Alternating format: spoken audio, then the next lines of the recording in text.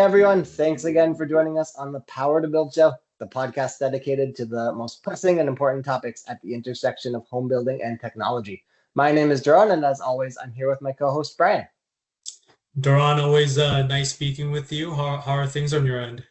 Things are good. I can't believe how fast summer is flying by. We're getting towards the end of July when we record this, and it feels like summer just started. How are things with you? I know, right? I mean, it's time's definitely flying in 2024, but things have been good on my end. Doron, just trying to enjoy, the rest of the summer months. As you all know, we're in Ontario, Canada, so we don't get much of the summer months here. So we No. try to take advantage of that. Actually, just came back from San Francisco on Monday for a wedding that I attended last week. So that was super Amazing. fun. But aside from that, just trying to enjoy what summer has in store for us. What about That you, Duran? that's great. Yeah, I hope that the travel to San Fran wasn't too bad. Uh, yeah, for me, just enjoying the days, trying to enjoy the weather as much as possible. Like you said, we have a little family getaway planned just at the end of summer, so doing some Nice. planning for that, and just yes, trying to stay cool when we can because even in Ontario, it gets quite hot in the summers. Absolutely, absolutely. Well, on today's episode, we're going to be talking about a really critical topic, sustainability in home building. This is something I'm extremely passionate about myself, and I'm really looking forward to exploring it here. Before we get into our guest, though, I'm going to ask you, Brian, as someone who gets to talk to home builders so often, is sustainability a topic on most home builders' minds? For sure, Duran, and for so many different reasons, right? For one, it's something that business leaders in general and their teams are passionate about and motivated to address.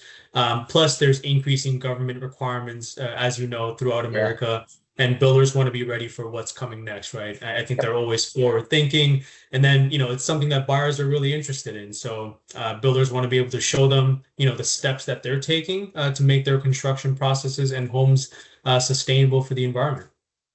That's great to hear, and it really makes a lot of sense. On top of their own personal motivations, it's just becoming so important for customers, and that makes it important for a business's bottom line too. Yeah. And that brings us to today's guest, who really, truthfully, could not be better equipped to share a lot of insights on this topic. In just a few minutes, we're going to be joined by Christian Rinomato. He's the head of sustainability and director of innovation at Ontario home builder Country Homes. Super excited for this episode, Duran. Country Homes is a prominent builder here in Ontario, and obviously Christian is such an expert at not only the sustainable processes that builders can embrace, but also how it could evolve into the future. And just excited to talk to him. For sure. This episode is really going to be a treat for anyone listening. So I hope you stay tuned. Let's take a quick break and then we'll be back with Christian. Sounds good. Welcome back, everyone. And let's not take any more time before we bring in Christian Rinomato. Christian, thank you so much for joining us on the Power to Build show. How are you doing? Spectacular. Thank you guys for having me today.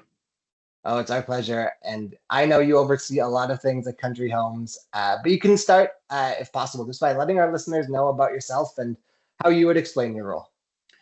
Absolutely. So I am currently the Director of Sustainability at Country Homes, as well the President of RGC Energy. And my roles comprise mainly of, guiding our company in the right direction, so to speak, when it comes to sustainability and understanding the importance of innovation and really just education as well on the field of construction and a little bit of project management here and there. So wearing many hats, but ultimately sustainability is the main reason I'm here. That's amazing, and that's the main topic that's on our mind today, and one of the many reasons we're so excited to talk to you. And I guess what I'll ask Christian is, I know sustainability can mean a lot of different things to different people. So when you think about sustainability in home building, what is your goal? I mean, first goal, if I had to say, is ultimately, obviously, reducing carbon.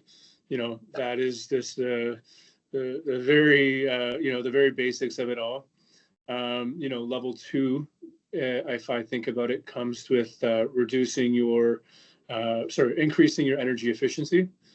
as well as reducing the carbon in the materials that you're utilizing in the construction.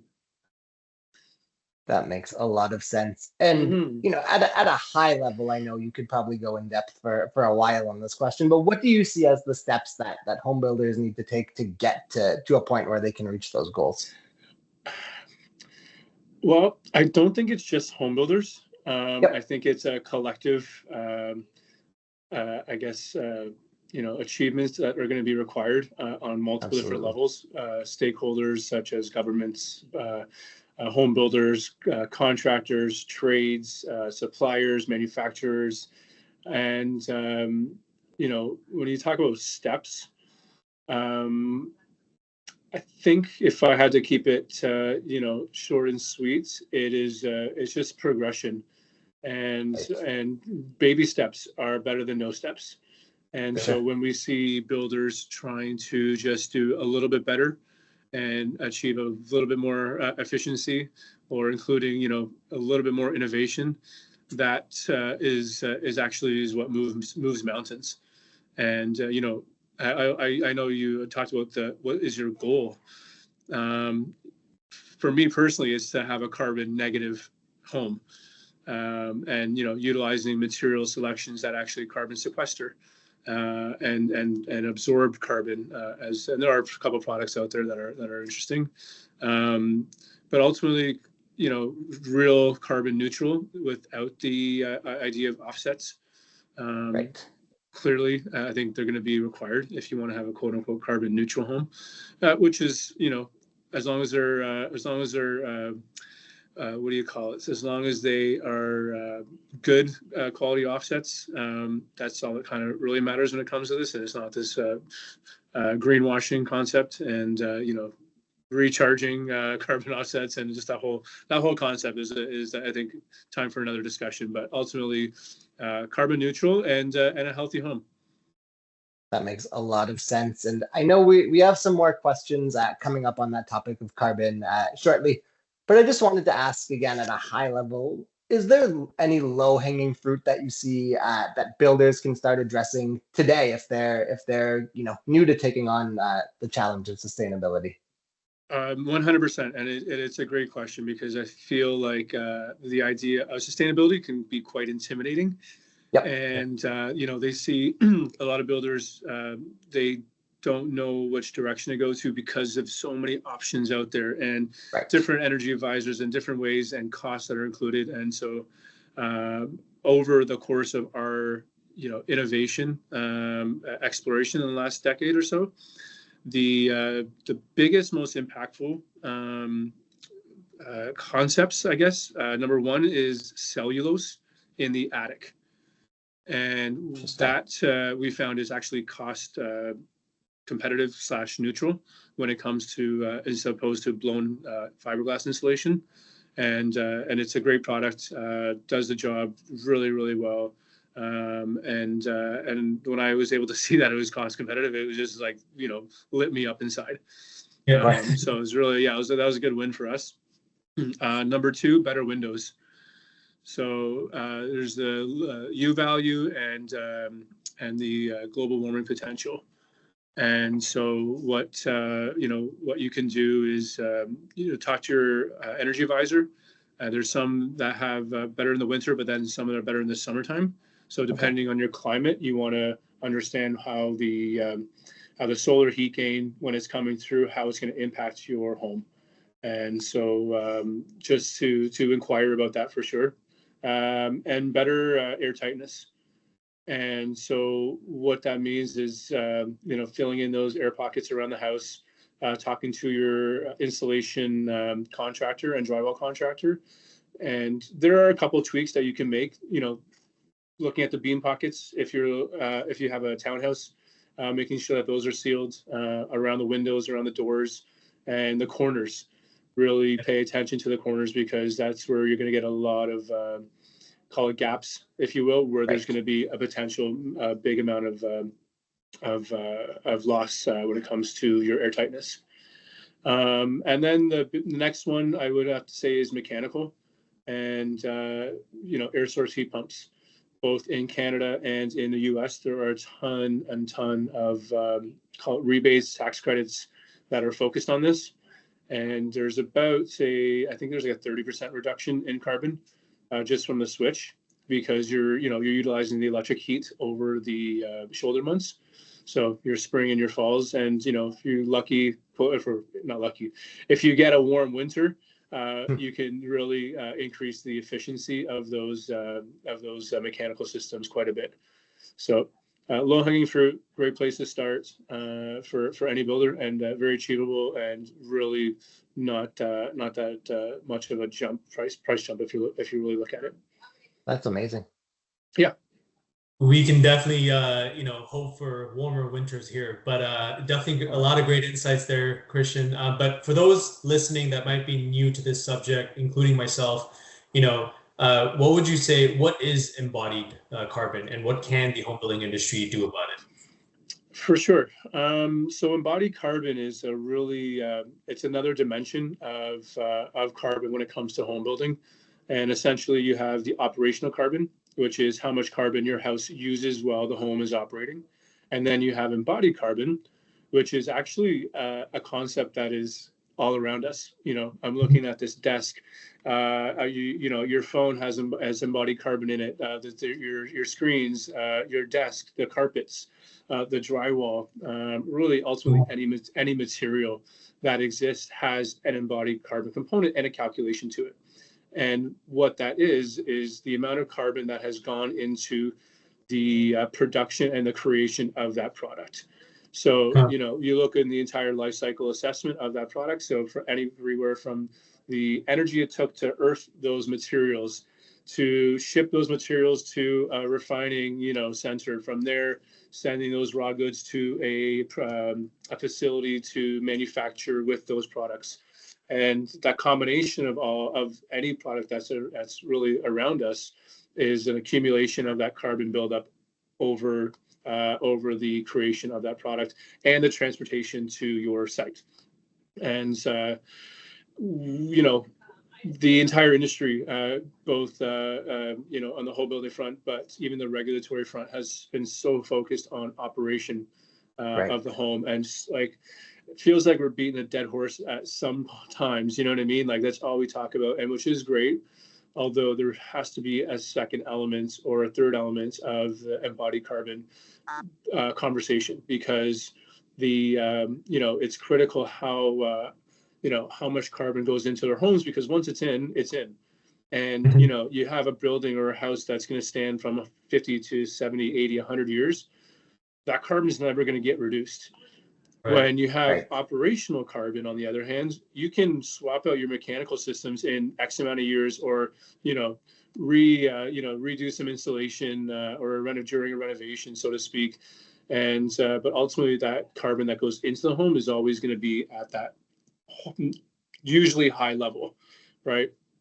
And that's why it's so critical that we start looking at the importance of material selection, because like I said, it stays there. And technology is going to change on the inside of the house for operations, hot water tanks, air source heat pumps, the big heavy hitters when it comes to what's drawing on energy. Again, the conversion in the future from natural gas to electric, that's going to happen at some point, right? But ultimately, that house is still going to stand there, even for retrofits. Right. And so that's why I'm just like, it's critical. And I wish I could scream at the top of a mountain to really, wake people up in terms of education. But it's what really opened up my eyes in terms of the importance of it, because of how much impact it has, and also how much impact different materials have when it comes to a house. And so I'll speak on that a little bit after. Great. Thank you for that. You're definitely in the right role, Christian, I got to say, because you have a lot of passion, speaking about these things. And I know solar energy is, a really great way of creating more resilient homes. But I know you're a believer in district energy. Again, what is the difference, and what's the impact? For sure. So again, another great topic. I think it seems to be top of mind globally. The idea of solar, wind, any renewable technology is allowing us to transition from fossil fuels to a cleaner source, which is great. when we talk about individual homes having a solar system on the rooftop, you're looking anywhere from $20,000 to $30,000 for that system, and that payback is, economically, it just doesn't make sense. Right. And unfortunately, when the power's down, your solar system will shut down as well, because they can't have power drawing from your house onto the grid if there's people working on the wires, right? So they actually make sure that that's shut off. So there's talk about resiliency. It's not like a generator. It can't replace a generator. And so when you talk about the metrics of the financial metrics when it comes to solar for individual homes as a developer, even though we have economies of scale, yeah, we can bring that cost down from 30,000 to 20, 22. But the problem remains that if for 400 homes, you still need 400 inverters. Those are a really big cost because of the replacement criteria for inverters. Once every 6-7 years, over a 30-year lifespan, that's quite a lot amount of inverters, Yeah. And so RGC Energy has a model of third-party net metering and third-party asset ownership. So we were looking at it, working with Country Homes to say, hey, what if we built 400 solar systems on your subdivision, and we owned that solar? That way, we take the financial burden off of the developer, we take the financial burden off of the homeowner, and then we recoup our costs by selling the electricity that's generated from the solar panels to the owner of the house. So we are essentially acting as a clean energy utility company. Again, this is great, fine and dandy. It works a bit better in the States because of your irradiance factors. So you have more sunlight, so your numbers are a bit better than us. But again, as an asset owner, we still have to change those inverters every 6 years. So when we look at the alternative, which is district solutions, district energy solutions, we're looking at either on-site or off-site large solar farms, either on the ground or on top of industrial rooftops that have large spaces. And what we can do is utilize virtual net metering. And so essentially what you're doing is anything that's produced, you're selling it to that group of 400 homes through a power purchase agreement. And what that does is it allows the solar developer to make economic sense of that solar system, and while simultaneously, providing clean electricity. And again, that model seems to work. Unfortunately, in Ontario, we are still lagging behind on the policy changes for virtual net metering. But in the States, it's all over, and it's a great inspiration, and hopefully one that the Ontario utility and IESO is going to take into consideration. So I forecast in 10 years we're going to see that as a viable option. I think it's going to be it is a no-brainer, but I think it'll be forced upon hand to the utilities in order to really make this transition from fossil fuels to clean energy, especially here in Ontario and in Canada. That is really cool. And one thing about sustainability is how much the challenges vary, regionally, and often the regulations as well. In Ontario, where we're at, what do you find to be the top challenge for us? Inconsistency. Okay. Inconsistency when it comes to the municipalities mandating different green building mandates. Right. It just it would be great if we can kind of all agree on one kind of program, so that way you talk about economies of scale and pushing technologies faster and further, because they can utilize it not just in one municipality but over the course of the entire the entire province of Ontario. Mm-hmm. And that's definitely one challenge, and cost. At the end of the day, it's we have an affordability crisis, just straight up crisis at this moment. And builders and homeowners are really not looking to spend an extra $10,000, $20,000, $30,000 to greenify your home at this moment. And it's just it's not hindering, because we're always doing work on sustainability when it comes to innovation, but implementation of that innovation might not happen as fast as we want.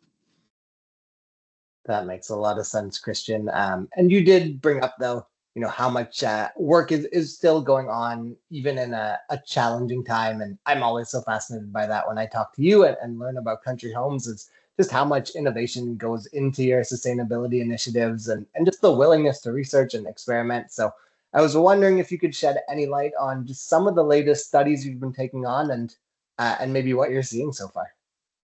For sure. So we recently had completed a discovery house, a side-by-side semi-detached in Milton, Ontario. And the intention was to really observe and understand how these technologies play a role in the operation of the home, both financially and constructability. And so we did an all-electric home with solar, and then we did a hybrid house with battery storage. Wow. And it was we learned a couple of things, like there's bureaucracy when it comes to the utilities. So we actually weren't even able to hook up to the grid with the solar. So the whole idea of net metering kind of reduced our ability to utilize the full solar system on the house. Fortunate. Which was the all electric. We did find a bit of a cost increase when it came to the operation of the house. I really we're going to do a new one, all electric without solar. And I really need to understand how much it's going to cost that homeowner without the offset of solar, because again, going back to coming to this at an angle as realistic as possible. Right. I want to build archetypical homes that are really going to be a part of our future, while simultaneously making sure that there's an awareness around what's happening when you switch to an all electric townhouse, right? So our next study is going to be in Brampton. We're going to do some archetype modeling to start out. And so all electric townhouse versus a hybrid again. I'm going to look at like an individual geothermal system, just to really run through the metrics of that comfortability and maybe how it impacts the home itself, and in terms of the HVAC comfort, reliability of that ground source heat pump, how that's going to play in. And I'm still waiting on one more to look at, and it might just be the standard house, so I can compare everything to a code home.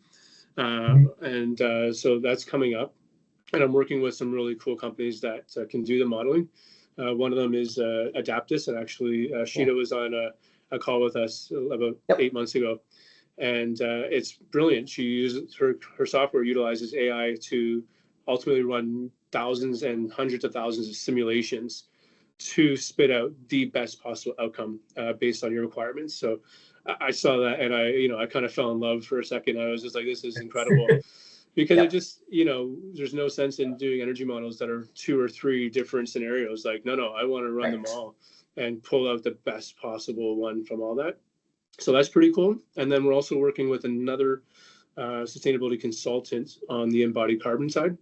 And what we are doing is we've given her a list of 35 products in the home, ranging from flooring types to OSB exterior to cladding to different roofing types, installation types, drywalls, and we're doing an analysis to find out the 3 low carbon alternatives to the, I don't want to say code, but to the standard product that everybody uses. And the intention that's going to hopefully come out of this is to find, and all this is going to be based on Southern Ontario providers.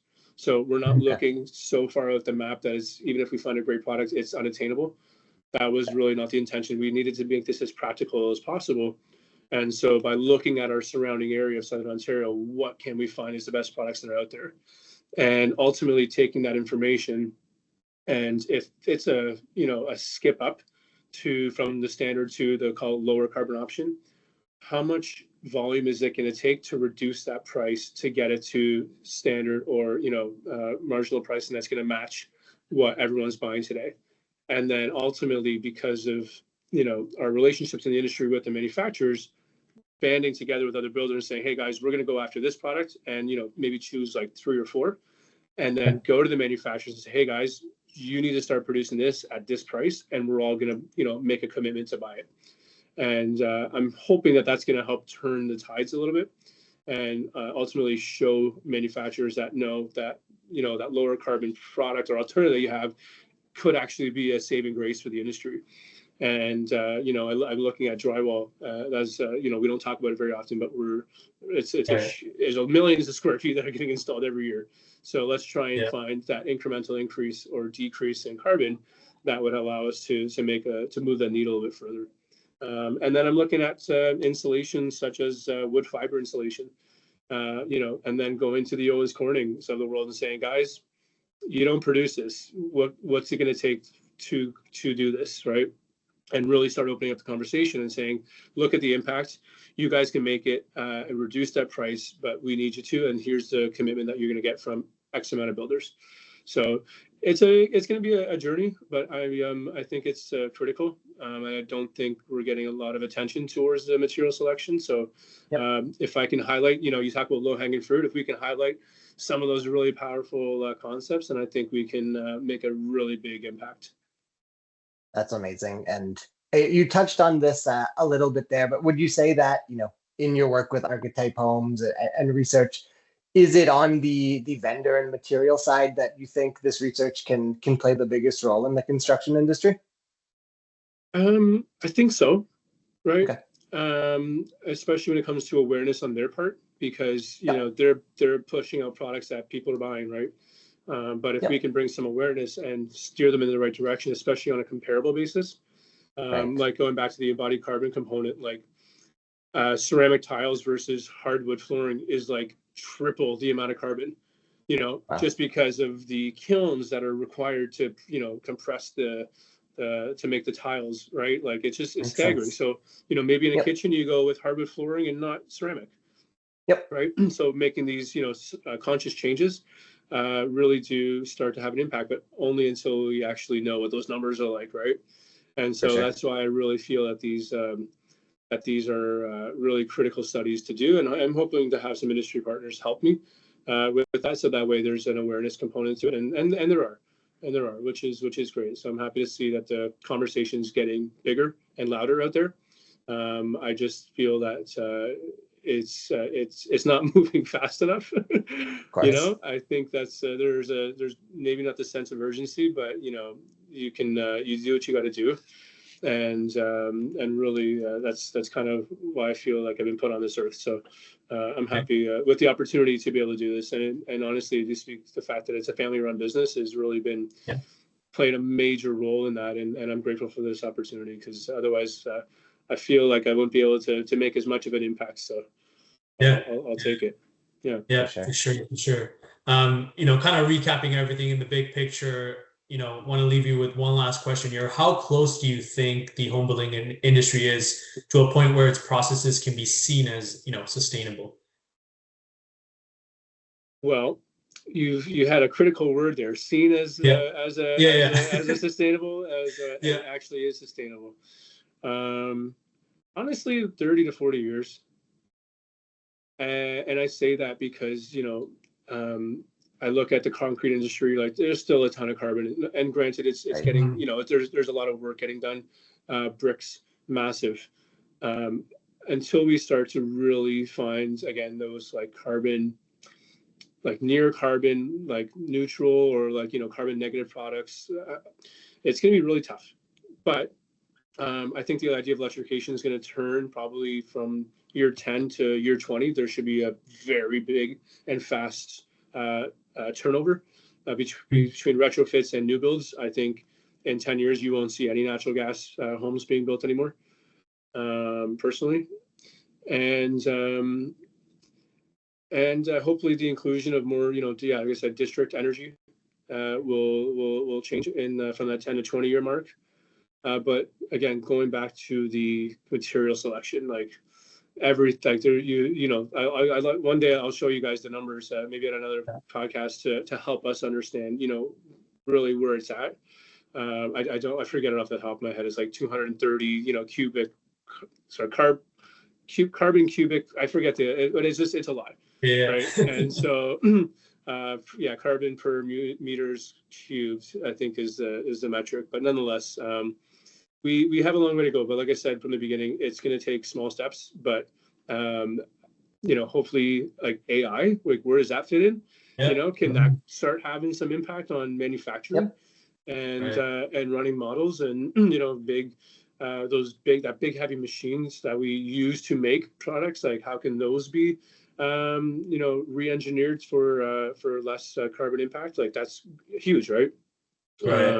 So I think that's what I mean. Like that manufacturer side will take a little bit of time, to switch over, right? So, that's why. So I say honestly, 30, 40 years until we're like, you know what, we're at a good place. Yeah, no, that's awesome. And AI will definitely play a critical role here. This has been really fascinating stuff, Christian. Like I said earlier in the podcast, I think you're in the perfect role because you have just so much passion. So thank you so much for all of the information and insights that you're sharing with us and our viewers. But we know you have a lot of things to plan for, so we'll let you get back to things and definitely hope we'll have a second episode where you can share some further stats with us and talk to you soon. I'd love that because it's again my part of my job is awareness, right? And so anything that we learn and what we've learned so far is I'm an open book when it comes to it, because the more that we can and then help each other is the faster that impact is going to happen. So awesome. I appreciate you guys. Thank you for having me on today, and I look forward to being in touch with you guys in the future. Likewise. Thanks so much, Christian. You're welcome. Thank you, Christian. Take care. Every time I talk to Christian, I learn so much and just come away inspired. And this was no different. Absolutely. And, I was really taken by, all of the innovation and experimentation that's been going on. And that made me feel really optimistic, right, about such a pressing topic in the industry. So as an industry, we're learning, and that itself is such a positive thing. Agreed. And just hearing about this path forward, and there's a lot of low-hanging fruit that builders can tackle today. And then there's this long-term vision and so many ways to experiment. You really just get the great feeling that home builders can be key players in our sustainable future. For sure. And so many great different angles too, right? I think we could have, really talked for twice as long as what we intended on. So definitely could have, but happy to let him get back to his important work too. Yeah. Well, thank you all for joining us again here on the Power to Build show. We want to make sure we keep our conversations going about home building, sustainability, innovation. Please follow us on LinkedIn, Twitter or X, Facebook, Instagram, and YouTube, and visit our website, constellationhb.com, for a ton of great blog posts, webinars, and so many more resources. And as always, if you have any feedback for our show or have some great insights that you want to share in a future episode, please email us at podcast@constellationhb.com.